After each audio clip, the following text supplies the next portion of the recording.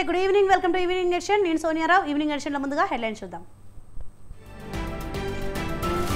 అజ్ఞాతంలో మాజీ ఎమ్మెల్యే చింతమనేని ప్రభాకర్ చింతమనేనితో పాటు 18 మందిపై కేసు నమోదు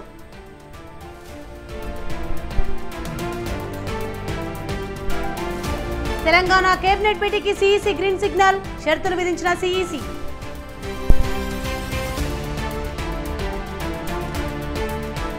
కాంగ్రెస్ టీఎంసీ లెఫ్ట్ పార్టీలు వేరు ఆ పార్టీలు చేసే పాపాలు ఒకటేనన్న మోదీ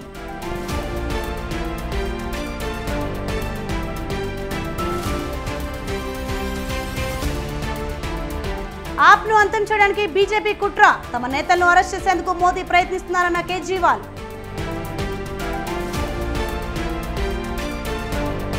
హైదరాబాద్ పంజాబ్ మ్యాచ్ కు వానగండం ఉప్పల్ పరిసర ప్రాంతాల్లో భారీ వర్షం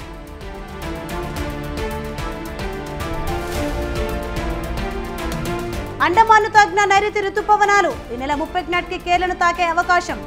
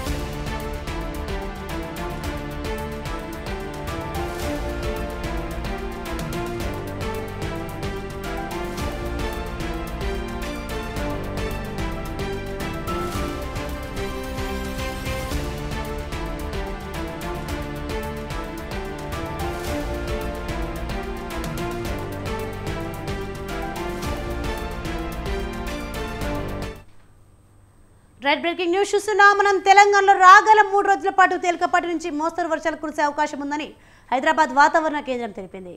ఇవాళ ఉరుములు మెరుపులతో పాటు గంటకు 30 నుంచి 40 కిలోమీటర్ల వేగంతో ఈదురుగాలులతో కూడిన తేలికపాటి నుంచి మోస్తరు వర్షాలు కురుస్తాయని వెల్లడించింది. నైరుతి రుతుపవనాలు ఈ రోజు మాల్దీవులలో కొంతవరకు, కోమరిన్ ప్రాంతంలో కొంతమేర, దక్షిణ బంగాళాఖాతం, నికోబార్ దీవులు, దక్షిణ అండమాన్ సముద్రంలోని కొన్ని ప్రాంతాల వరకు విస్తరించాయని వాతావరణ కేంద్రం సంచాలకులు వివరించారు. దక్షిణ ఛత్తీస్గఢ్ నుంచి తెలంగాణ, రాయలసీమ మీదుగా దక్షిణ అంతర్గత కర్ణాటక వరకు సగటు సముద్ర మట్టానికి 3.1 కిలోమీటర్ల ఎత్తులో కొనసాగిన ఆవర్తనం ఈ రోజు బలహీనపడిందని పేర్కొన్నారు.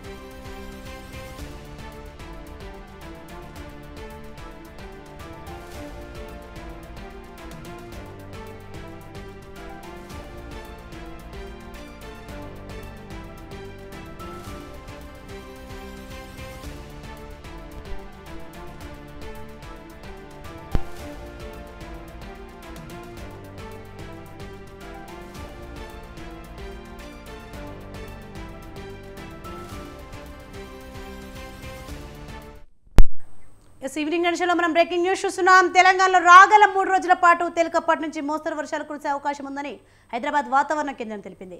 ఇవాళ ఉరుములు మెరుపుతో పాటు గంటకు 30 నుంచి 40 కిలోమీటర్ల వేగంతో ఈదురుగాలులతో కూడిన తేలికపాటి నుంచి మోస్తరు వర్షాలు కురుస్తాయని వెల్లడించింది. నైరుతి రుతుపవనాలు ఈరోజు మాల్దీవులలో కొంతవరకు, కోమరిన్ ప్రాంతంలో కొంతమేర, దక్షిణ బంగాళాఖాతం, నికోబార్ దీవులు, దక్షిణ అండమాన్ సముద్రంలోని కొన్ని ప్రాంతాల వరకు విస్తరించాయని వాతావరణ కేంద్రం సంచాలకులు వివరించారు.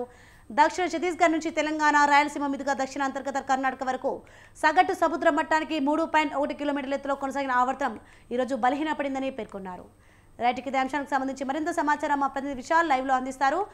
విశాల్, చెప్పండి. తెలంగాణలో రాగల 3 రోజుల పాటు తేలికపాటి నుంచి మోస్తరు వర్షాలు కురిసే అవకాశం ఉందని హైదరాబాద్ వాతావరణ శాఖ తెలిపినట్టు చూస్తున్నాం. దీనిపైన అప్డేట్స్ ఏంటి? రైట్ సోనియా, తెలంగాణలో గత వారం రోజుల నుంచి అటు ఉపరితల ఆవర్తనం అదేవిధంగా ద్రోణుల ప్రభావంతో వాతావరణం వర్షాలు పడుతూ ఉన్నాయి తెలంగాణలో పలు చోట్ల. అదేవిధంగా హైదరాబాద్లో కూడా వర్షాలు కురిశాయి. అంటే సాధారణంగా మే నెలలో ఎక్కువగా ఎండలు విపరీత స్థాయికి చేరుకోవాలి, కానీ ఉపరితల ద్రోణుల ప్రభావం అదేవిధంగా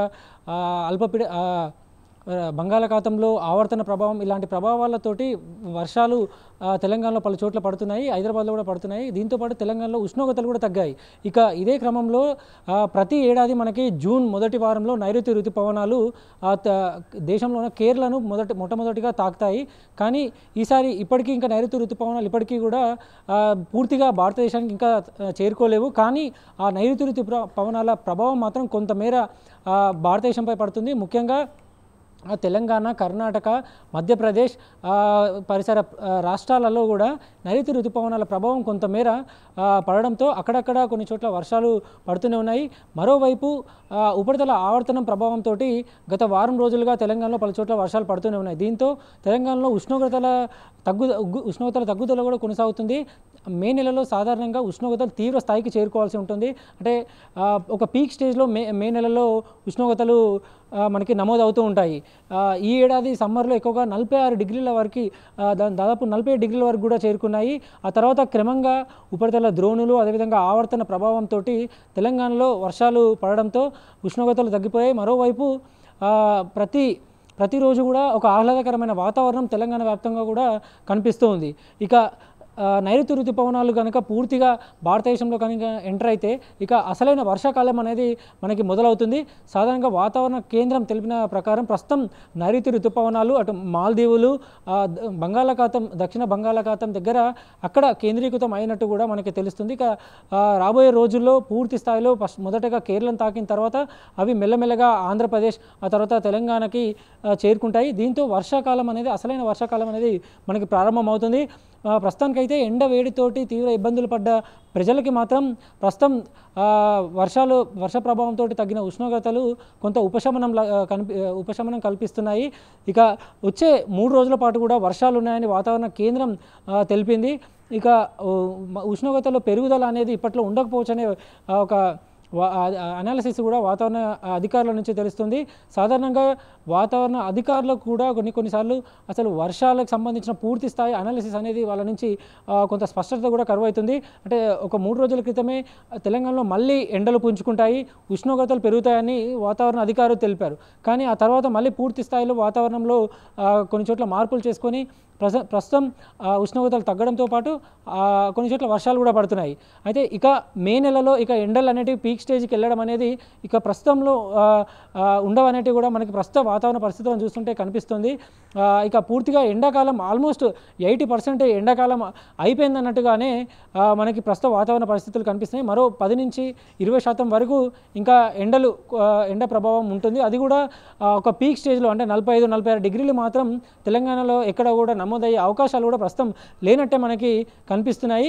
ఇక 2022లో ఏ విధమైన వర్షాలు మనకి తెలంగాణలో నమోదయ్యాయో ఈ ఏడాది కూడా అంతే స్థాయి వర్షాలు కూడా ఈసారి అంటే సాధారణ వర్షపాతం కంటే ఎక్కువ వర్షాలు ఈసారి నమోదవుతాయని వాతావరణ అధికారులు అంచనా వేస్తున్నారు. మరోవైపు భారతీయ వాతావరణ శాఖ కూడా ఈసారి నైరుతి ఋతుపవనాలను కరెక్ట్గా అంచనా వేస్తుందని కూడా మనము చెప్పుకోవచ్చు. ఎందుకంటే నైరుతి ఋతుపవనాలు జూన్ మొదటి వారము లేదా మే నెలాఖరి కల్లా కూడా భారతదేశం తాకే అవకాశం ఉందని భారతీయ వాతావరణ శాఖ తెలిపింది. అందుకు తగ్గట్టుగానే మనకి ప్రస్తుత పరిస్థితులు అయితే కొనసాగుతున్నాయి. ముఖ్యంగా భారతదేశం సమీపంలో ఉన్న మాల్దీవులు అక్కడ దక్షిణ బంగాళాఖాతంలోని నైరుతి పవనాల కదలికలు కొనసాగుతున్నాయి. కాబట్టి ఈ నెలాఖరు లోపల లేదా జూన్ మొదటి వారంలో ఖచ్చితంగా నైరుతి ఋతుపవనాలు భారతదేశం తాకుతాయి. ఆ తర్వాత వెంటనే వర్షాకాలం కూడా ప్రారంభమయ్యే అవకాశం ఉంటుంది. సాధారణం కంటే ఎక్కువ వర్షాలు ఈసారి పడతాయని వాతావరణ కేంద్రం తెలిపింది. మరోవైపు 2023 సంవత్సరం మొత్తం ఎల్నినో ప్రభావంతో కరువు పరిస్థితులు ఏర్పడ్డాయి. వర్షాలు కూడా పెద్దగా పడలేదు. సాధారణ వర్షపాతం కన్నా కూడా కొద్దిగానే ఎక్కువగా పడింది. అంటే వర్షాలు ఎక్కువగా లేవు, మరోవైపు ఎండలు కూడా ఎక్కువ ఉండడంతో భూగర్భ జలాలు కూడా తెలంగాణలో 2 మీటర్ల మేర వరకు కూడా దాదాపు తగ్గిపోయాయనే డీటెయిల్స్ కూడా మనకు బయటకు వచ్చాయి. అంటే ఎల్నినో పరిస్థితుల రోజుల నుంచి ప్రస్తుతం లానినో వైపు కూడా మలుతున్నట్టు మనకి వాతావరణ పరిస్థితులు కనిపిస్తున్నాయి. సాధారణంగా ప్రపంచవ్యాప్తంగా ఒకసారి అనావృష్టి మరోవైపు అతివృష్టి అనేటివి ఏర్పడతాయి. కరువు పరిస్థితులు ఏర్పడిన తర్వాత మెల్లిగా వర్షాలు ఎక్కువగా పడడం అనేటివి ప్రారంభమవుతుంటాయి. ప్రస్తుతం ఇప్పుడు వర్షాలు ఎక్కువ పడే వాతావరణం అయితే మనకు కనిపిస్తుంది. ముఖ్యంగా కొద్ది రోజుల క్రితం చూసుకుంటే దుబాయ్లో ఒక పెద్ద వర్షపాతం పడింది. అక్కడ మొత్తం దుబాయ్ అంతా కూడా అస్తవ్యస్తమైన పరిస్థితి ఉంది. ప్రస్తుతం ఆఫ్ఘనిస్తాన్లో కూడా వర్షాలు పెద్దగా కొనసాగుతున్నాయి. సో ఇలాంటి పరిస్థితులే రాబోయే రోజుల్లో భారతదేశంలో కూడా కొన్ని చోట్ల నమోదయ్యే అవకాశాలు కూడా ఉండే అవకాశం ఉంది. ప్రస్తుతానికైతే తెలంగాణలో అదేవిధంగా ఆంధ్రప్రదేశ్లో కూడా నైరుతి ఋతుపవన ప్రభావంతో పాటు ఉపరితల ఆవర్తన ప్రభావంతో 3 రోజుల పాటు కూడా వర్షాలు పడే అవకాశము ఉందని వాతావరణ కేంద్రం తెలిపింది. Soni, right, thanks for the information Vishal.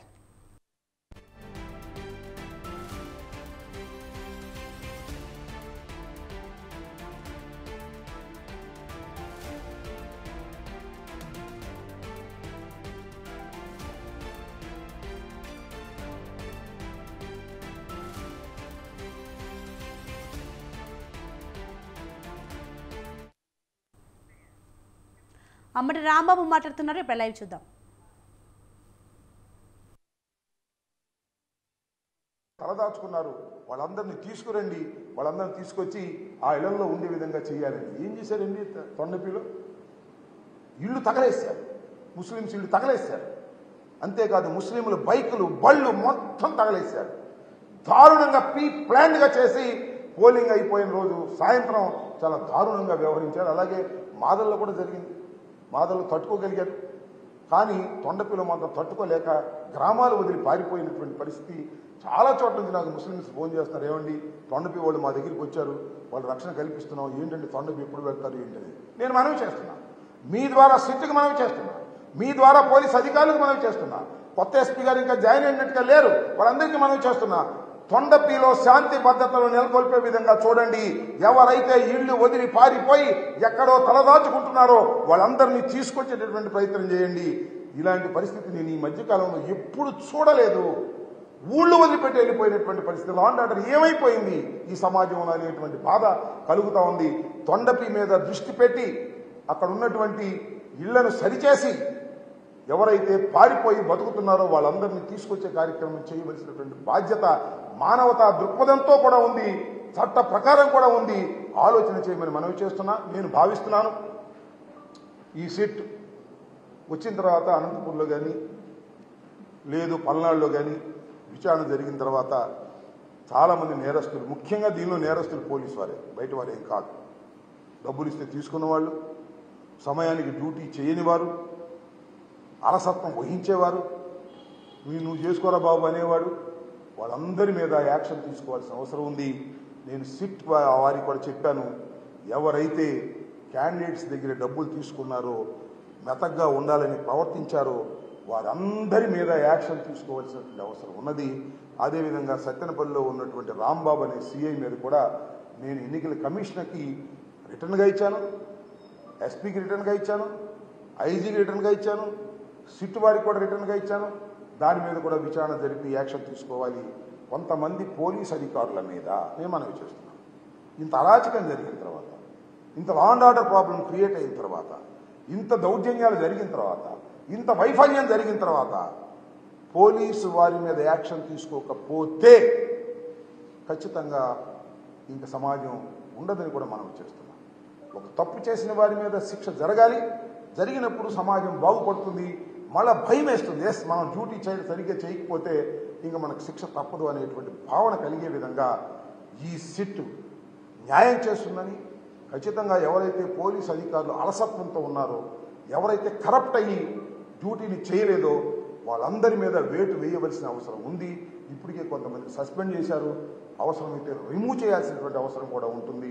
ఎన్నికల సమయంలో పోలీసు వ్యవస్థ పైల్యూరైతే ఎంత దారుణాలు జరుగుతాయి, ఫలితాలు తారుమారవుతాయి, ప్రజల యొక్క అభిప్రాయాన్ని వ్యక్తం చేయలేని పరిస్థితి వస్తుంది.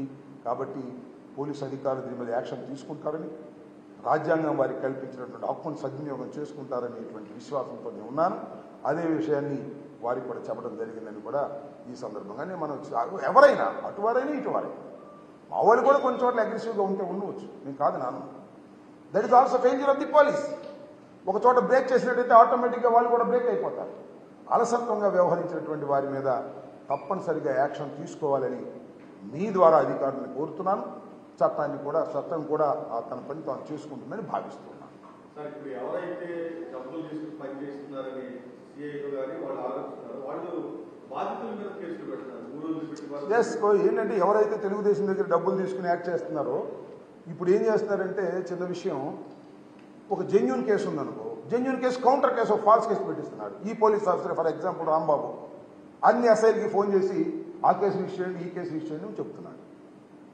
ఇప్పుడు నేను అడుగుతా ఉన్నా, ఎలక్షన్ రోజు జరిగినటువంటి ఒక దౌర్జన్యం మీద ఫర్ ఎగ్జాంపుల్ నేను ఒక కంప్లైంట్ ఇచ్చాను, అది రిజిస్టర్ చేశాను. నన్ను ఇబ్బంది పెట్టాలని ఇవాళ కంప్లైంట్ తీసుకొస్తున్నారు. కంప్లైంట్ తీసుకొస్తే అర్థం అయిపోతుంది కదా, పోలీసు వారికి అర్థం కదా. మొన్న ఇచ్చినటువంటి కంప్లైంట్ మీద ఇవాళ మళ్ళా కంప్లైంట్ ఇస్తున్నారంటే ఫాల్సా, అది జెన్యూన్ అనడానికి ఏదైనా గాయమైనా ఉండాలి, ఏదైనా ప్రాపర్టీ నష్టపోయినా ఉండాలి. ఆ రెండు కనపడుకోకుండా కేసు రిజిస్టర్ చేస్తే కేసు అండ్ కౌంటర్ ఉంటే ఏదో చేయొచ్చు అనేటువంటి భావనతో ఉన్నారు. నాకు అదే విషయం, నాకు నారాయణపాడు విషయంలో నారాయణపాడు నుంచి ఫోన్ చేశారు. ఏమండి వాళ్ళు కేసు ఇస్తున్నారండి అంటే, వాళ్ళకి ఫోన్ చేశాడు, ఏమయ్యా మేము చేయింది కేసు ఎందుకు ఇస్తానని అడిగారు లోకల్ వాళ్ళు. మీరు ఇచ్చారుగా, అందుకని మేము కూడా ఒకటి ఇస్తున్నాం కేసు, సిఐ రాంబాబుని చెప్పి రాంబాబు రిజిస్టర్ చేస్తా అన్నాడు లోకల్గా. ఇలా ఫాల్స్ కేసెస్ రిజిస్టర్ చేసి, ఒక జెన్యూన్ కేసు మీద ఫాల్స్ కేసు రిజిస్టర్ చేసి బెదిరించేటటువంటి కార్యక్రమం చేస్తున్నారు. ఇది చాలా అన్యాయం. అటు పెట్టామండి కేసు, మేము చాలా ధర్మంగా ఉన్నామని చెప్తున్నారు పోలీసులు. ధర్మం ఎటుందో అటు ఉండాలి తప్ప అటు ఇటు కేసులు పెట్టి మేము రెండు వైపులా సమానంగా ఉన్నామనుకోవడం కరెక్ట్ కాదు. బాధితుడు ఇచ్చినటువంటి రిపోర్టుని మీరు రిజిస్టర్ చేయండి. బాధితుడు కాకుండా ఫాల్స్గా ఇచ్చినటువంటి కేసుని రిజిస్టర్ చేస్తే అది ఫాల్స్ కేసు, అది కరెక్ట్ కేసు సుపీరియర్ ఆఫీసర్ చాలా ఈజీగా కనిపెట్టగలడు. వాళ్ళకి ఆ విచక్షణ జ్ఞానం ఉంటుంది పోలీసు వారికి.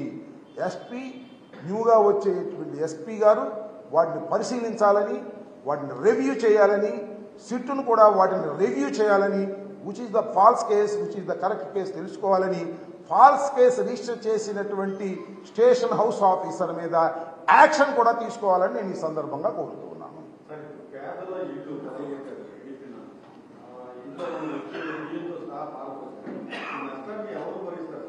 We will see later. నేను చూద్దాం. ఇప్పుడు ఫర్ ఎగ్జాంపుల్ తొండపి ఉంది, తొండపిలో అంతా ముస్లిమ్స్ పాపం.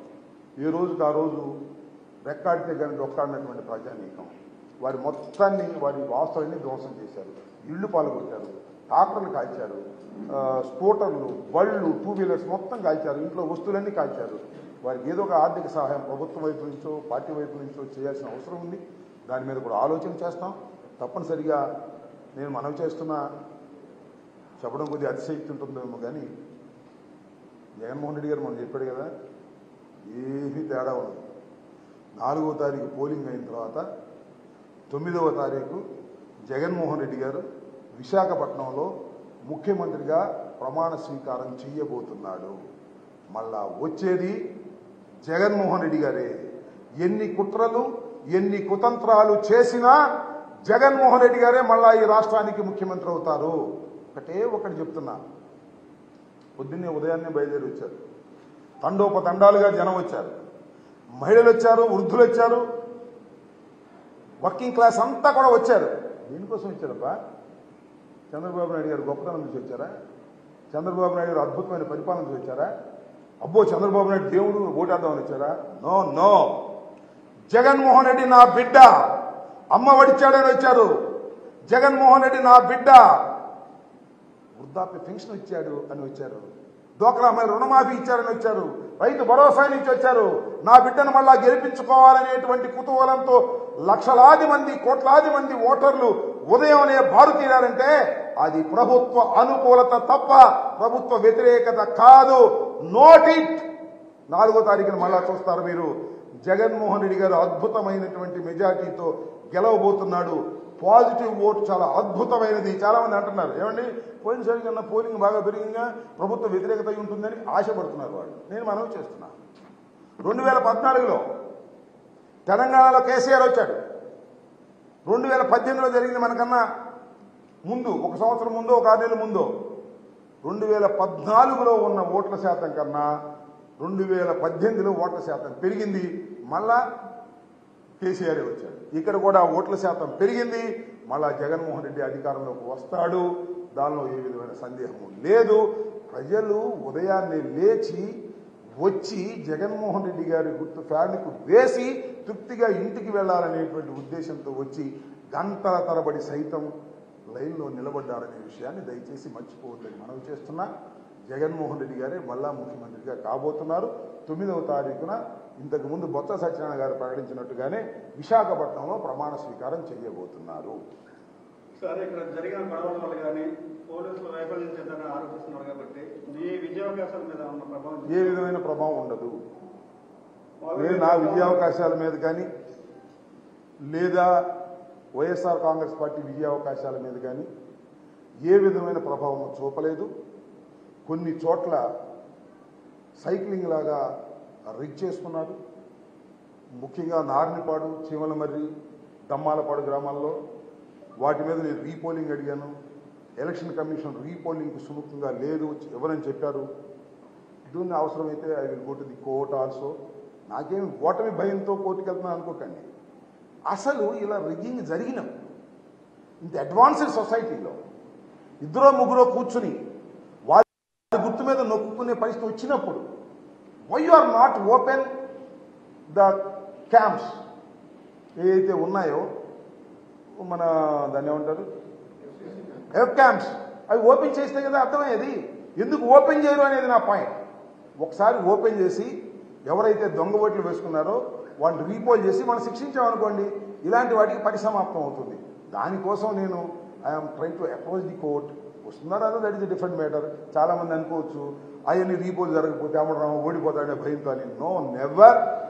అత్యధికమైన మెజార్టీతో నేను మళ్ళా చెప్తున్నా, పోయినసారి కన్నా ఒక్క ఓటైనా ఎక్కువ వస్తేనే అది నా నైతిక విజయం, లేకపోతే నా నైతికంగా విజయం కానట్టు లెక్క అని కూడా మరొకసారి ఐఎమ్ రీటరేటింగ్. మీరు అనుకుంటున్నారు ప్రజలు ఎంత అద్భుతంగా ఉన్నారో. నా మనసుకు తెలుసు, నా కళ్ళకు తెలుసు. ప్రతి ఊరు తిరిగాను, ప్రతి చోటకి వెళ్ళాను. ప్రజలు అద్భుతంగా జగన్మోహన్ రెడ్డి గారికి ఓటు వేయాలని అనుకుంటున్నారు. అందువల్ల నాకు ఓటు వేశారు. నేను అద్భుతమైన మెజార్టీతో గెలుపొందుతాయని కూడా మనవి చేస్తున్నాను. సార్, ఈ మధ్య ప్రచారం జరుగుతుంది, రెడ్డి సామాజిక వర్గం మీకు సపోర్ట్ చేయలేదన్న. ఇవన్నీ ఆ సామాజిక వర్గం, ఈ సామాజిక వర్గం, I don't comment all these things. అన్ని సామాజిక వర్గాలు జగన్మోహన్ రెడ్డి గారి వైపే ఉన్నాయి. ఒకటి రెండు సామాజిక వర్గాలు కొద్దిగా తక్కువగా ఉన్నాయి, అంతే తేడా.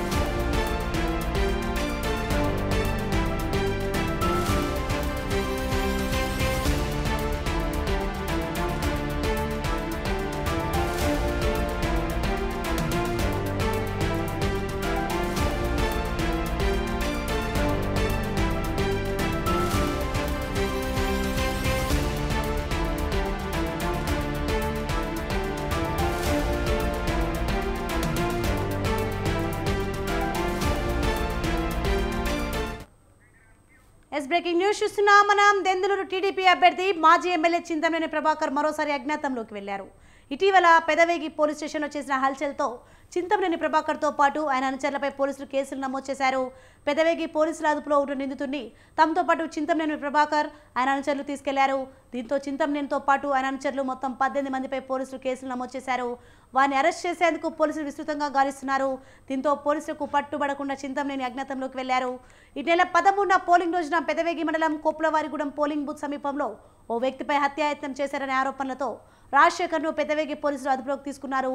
ఈ విషయం తెలుసుకున్న చింతమనేని తన అనుచరులతో కలిసి వెళ్లి పోలీసులతో గొడవపడ్డారు. నిందితుడిని తన వెంట పెట్టుకుని తీసుకెళ్లారు. అడ్డుకున్న పోలీసులతో తీవ్ర వాగ్వాదానికి దిగారు. సిఐ వాదించినా ఏమాత్రం తగ్గకుండా దురుసుగా ప్రవర్తించారు చింతమనేని ప్రభాకర్. ఈ కేసులో చింతమనేని కోసం హైదరాబాద్, బెంగళూరుకు ప్రత్యేక బృందాలను పంపారు పోలీసు అధికారులు. చింతమనేనితో పాటు నిందితుల కోసం 6 ప్రత్యేక బృందాలను ఏర్పాటు చేసి గాలిస్తున్నారు. ఇదే అంశానికి సంబంధించి మరింత సమాచారం మా ప్రతి సంతోష్ ఫోన్లలో అందిస్తారు. సంతోష్, చెప్పండి.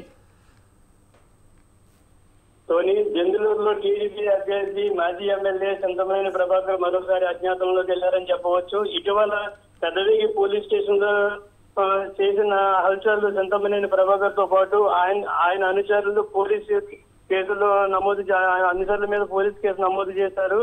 పెద్దవేగి పోలీస్ స్టేషన్ లో అదుపులో ఉన్న నిందితుడు తమతో పాటు చింతమనేని ప్రభాకర్ బయటికి తీసుకెళ్లడంతో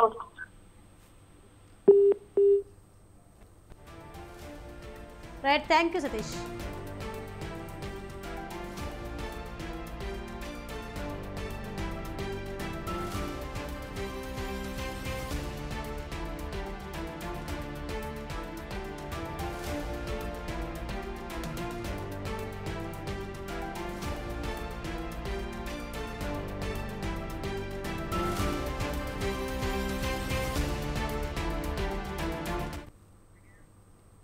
Yes, okay, we need updates. For more updates, keep watching Sandhana News.